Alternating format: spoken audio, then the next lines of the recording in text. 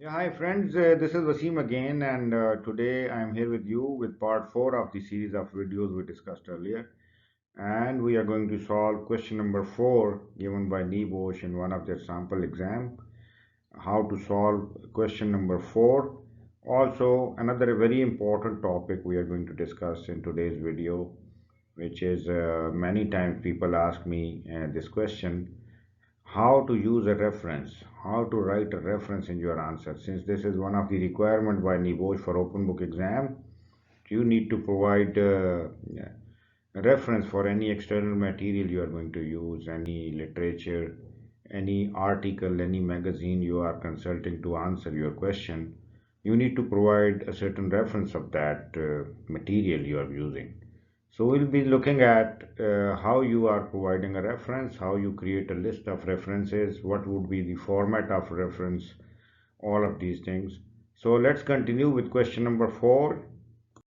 So friends, looking at question number 4, if you look at the task number 4, improving formal consultation.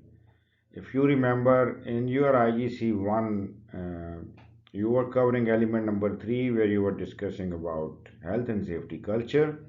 So this question is from that part of your course material, and the question exactly is: the health and safety committee now look at consultation within the company.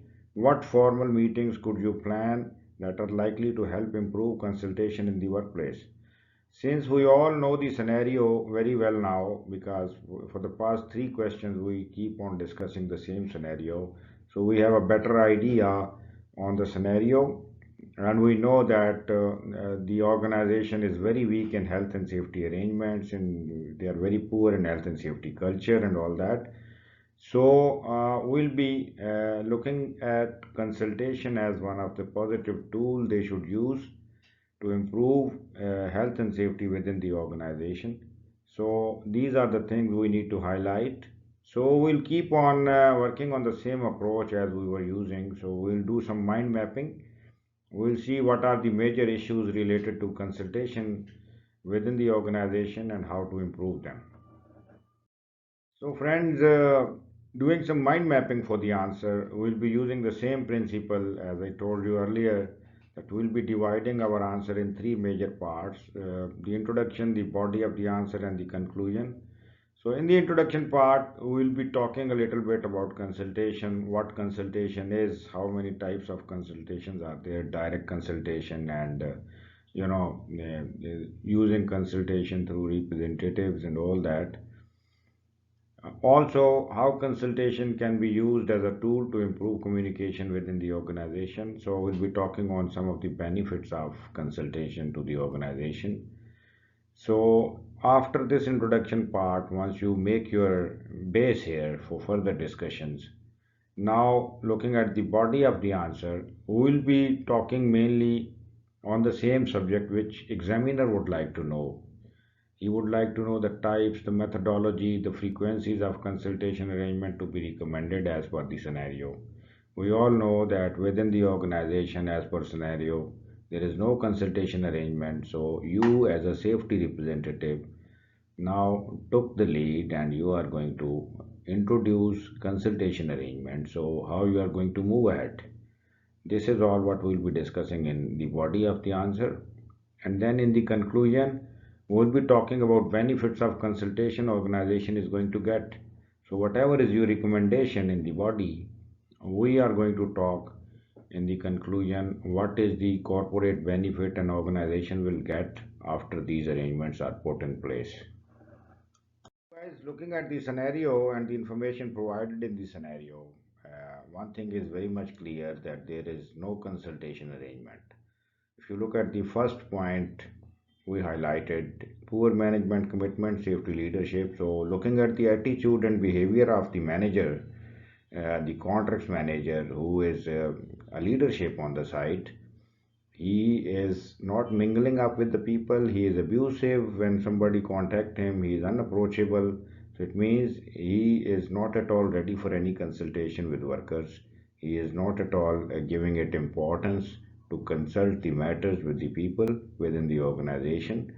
If you go to the second point, Missing consultation arrangement is very clear here that the worker said they are not going to report because they were afraid of being blamed.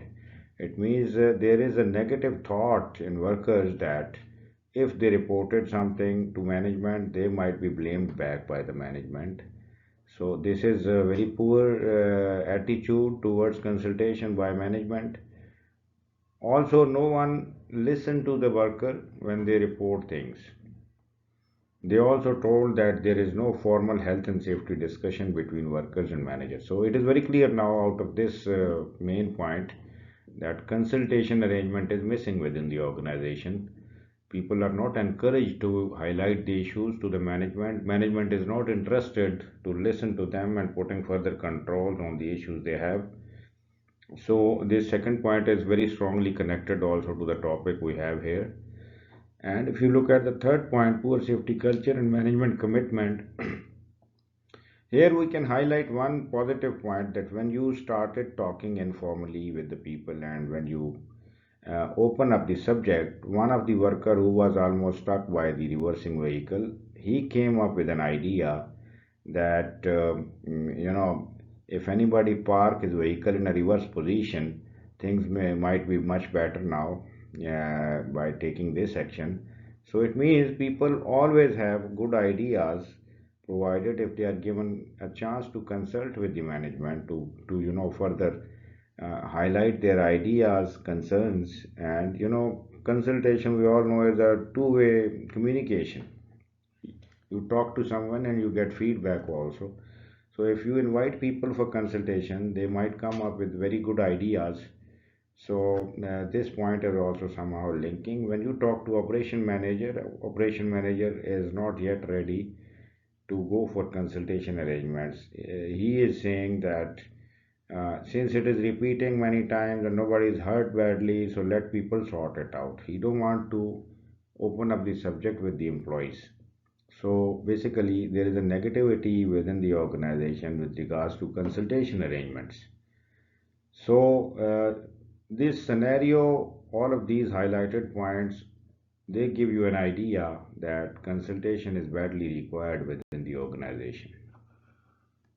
Some of the other points I've taken from scenario which are somehow connected to the poor consultation arrangements and looking at this poorly communicated HSE policy, lack of commitment, this point, uh, one of the point highlighted here is none of the worker knows what a statement of general policy look like. So this point indicates very clearly that there is no consultation, no arrangement within the organization, even the policy of the company and the statement of the policy is not known to the people. So consultation is badly required in this type of setup where you have your employees totally unaware of the health and safety policies and procedures and general statements of intents and all that. Lack of commitment, irregular or missing review frequencies are also one of the important area to be looked at and is it both managers and workers. Last health and safety committee meeting was over a year ago. So this gives you an idea how frequently they are discussing things, how frequently they are meeting up. So 1 year back, they had one meeting on health and safety related issues, which is a very poor arrangement for health and safety consultation. So it is very clear now that health and safety consultation arrangement is not at all in place and it is badly required for different purposes. So friends, after highlighting some of the major areas of concern in our scenario, now we have a better idea what's going on in the organization. The consultation arrangement is very poor or there is no consultation arrangement even. And now we are going to talk about some of the major benefits an organization can have out of consultation to convince the committee to further go for it. So if you look at the answer mind mapping here, as I informed you earlier also that if there is any legal requirement, you need to put it on top because legal requirements and compliance requirements are very important to be taken care of. So by this way, you can attract the examiner's attention. So we said employers are legally bound to consult with employees on matters related to health and safety. So we said consultation is a legal requirement, and we put some standard requirements also, like the Health and Safety Representative and the Safety Committee Regulation 1977 and the Health and Safety Consultation with Employees Regulation 1996. There are two legal references we have quoted here which require employers to provide proper consultation within the organization. So this is one of the legal requirement, and it makes your point very strong and clear that committee should go for consultation arrangement. If they don't have a consultation arrangement, they are in a breach of legal requirement. Then some of the other benefits we started discussing, and we said consultation lead to healthier and safer workplace. We all know that consultation is a two-way process. You involve people, you listen to them, you come up with the controls. So once connected with the scenario, if people were not, having fear of being blamed, and if they were invited properly for consultation on any matter, then these incidents might not be repeating because they come up with the complaints. Management always, come up with the solutions. So it end up on healthier and safer workplaces. Consultation also help you in better decision making and controlling risks and hazards at site. So, for example, if your employees are frequently involved in consultation with the management, they come up with the problems and they come up with the solutions also. So it helps you in making better decisions. For example, if a person, if a crane operator, for example, is coming up with a problem associated with the crane, he would have much better idea on the control also, because he's the guy who is daily basis is working with this machine, so he might suggest you some better control, and it helps you in proper decision making also. uh, Stronger commitment to implementations of health and safety policy is also one of the benefit of consultation. Like for example, if you involve people in consultations, um, they feel that they are a part of the process and they take the ownership of everything, and then they are more loyal towards implementations of health and safety policies. They will be supporting management in proper implementations of policies and procedures at site because they are a part of this game.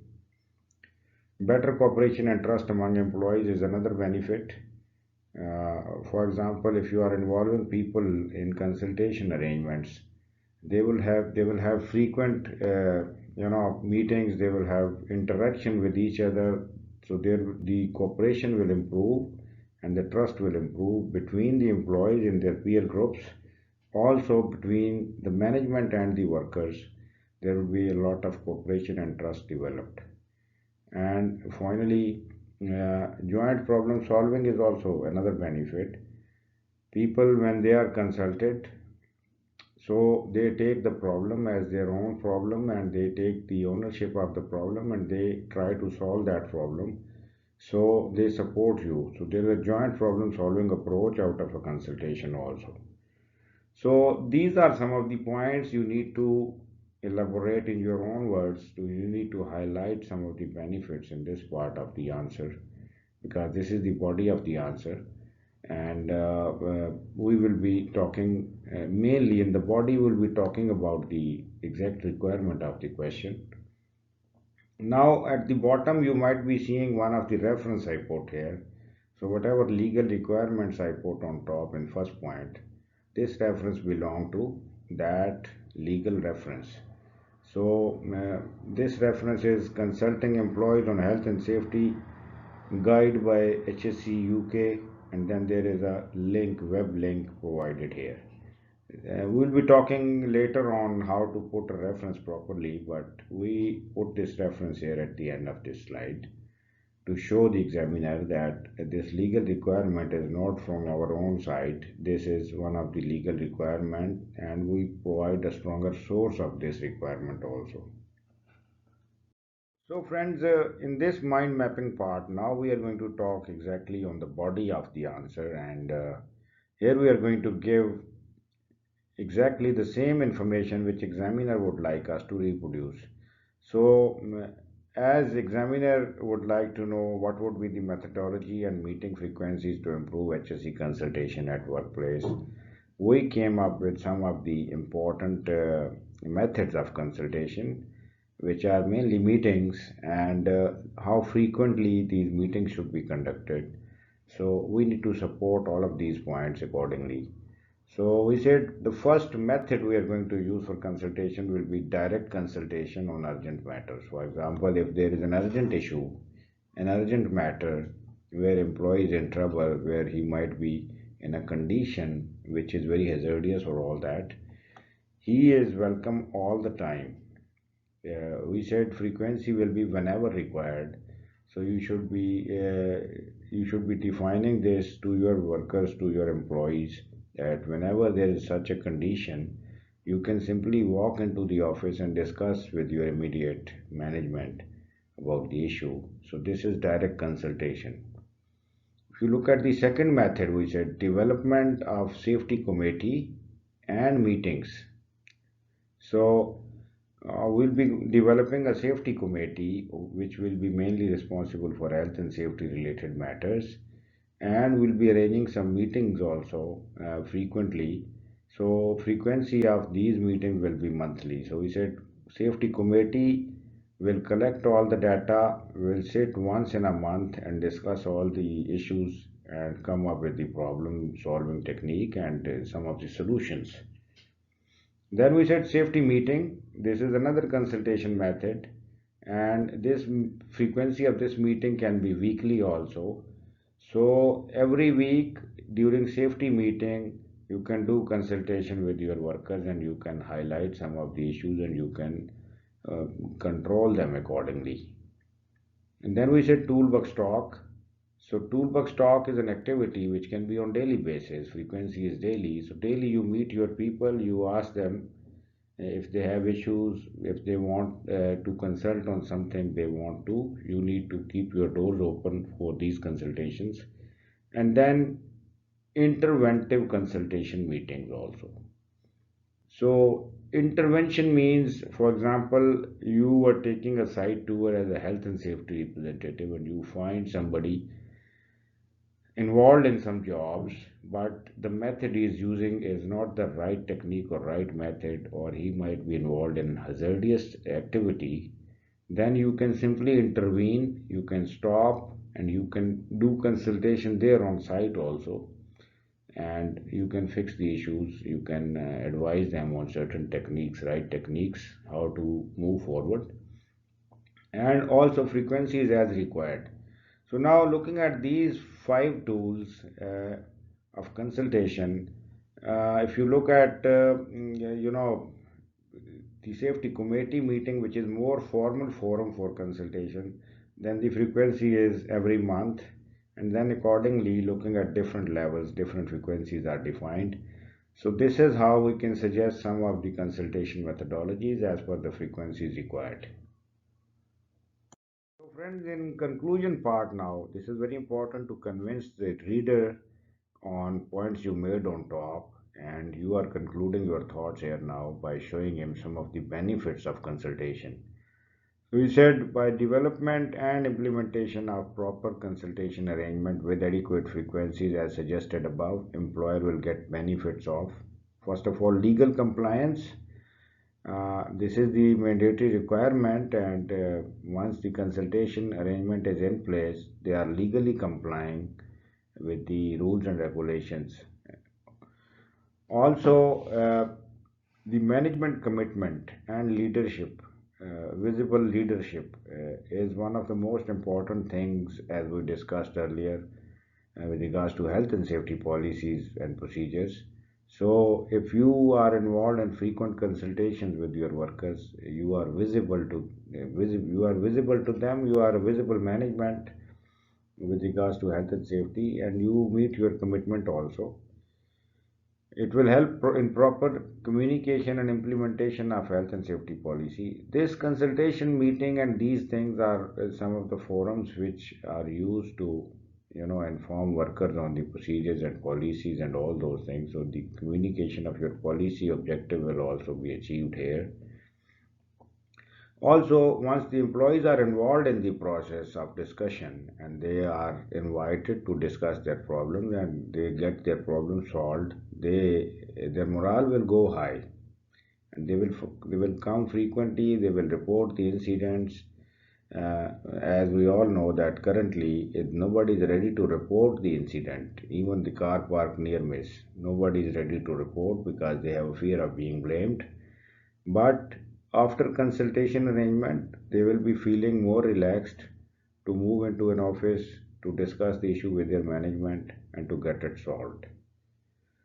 It will also improve hazard and risk identification and control at site, since you have a frequent touch with your people down there, and if they are involved in any hazardous activity, if they have hazardous conditions around them, if they have any risks around them, they will be discussing and it will be getting solved. It will also help in developing positive safety culture at site, meeting moral legal responsibilities of employee and employer. Consultation play a part here also, and achieving efficiency through cooperation between workers.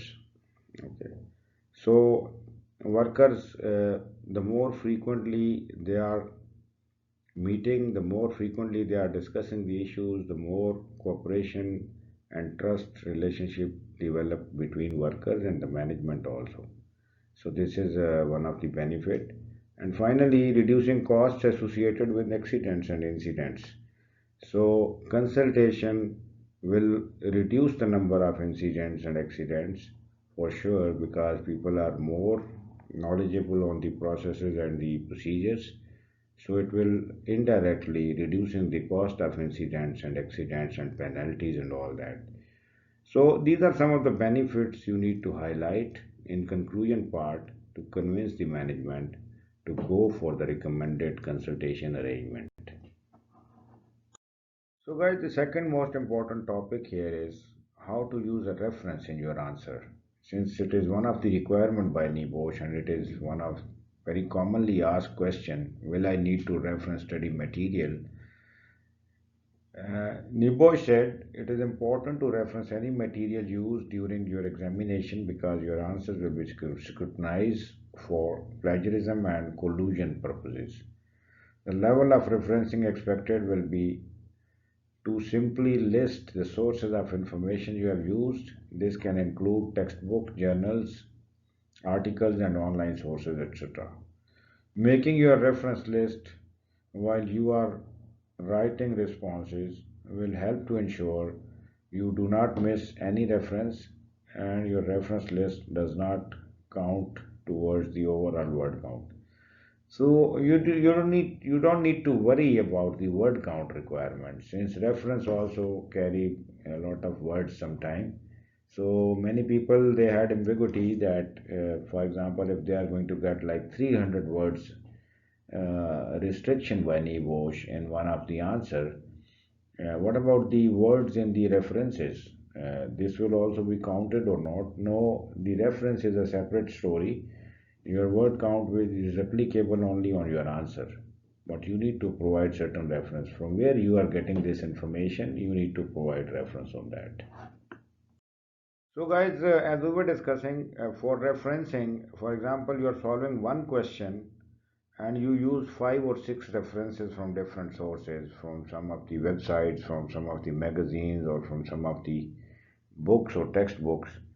You need to provide all those references, but you are not going to copy and paste that source information in your answer book, in your answer sheet. You have to take that information, write it in your own words, and then provide reference from where you use this information. So in that case, there are two things you need to keep in mind. For example, you have quoted one of the definition from one of the source. Then immediately after finishing this definition, you will open up a bracket and you will put reference 1 or reference 1.1 or 1.2 depending on your numbering system. but you are not going to provide exact reference here. This is only a hint to the examiner that this area of your answer, it has a reference down there in the list.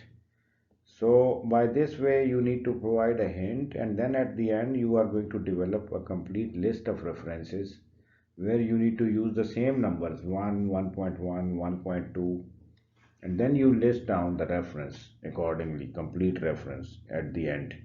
So I mean to say that you need to develop a summary of all references at the end of the answer, but you need to give a hint wherever you are going to use the reference material. So friends, here is a typical example of referencing, and we used this example earlier also in our question for consultation. I took the same example here, and we said employers are legally bound to consult with employees on matters related to health and safety, and then we quoted two legal references here. So this information, this part of our answer was coming from one of the website. So that's why I'm quoting a reference here. That's why I put a reference. Right after completion of this information which I took from that website, I need to give a hint to the examiner that this information is not from my own, from my side. This is from another source. So I put hint reference number 1.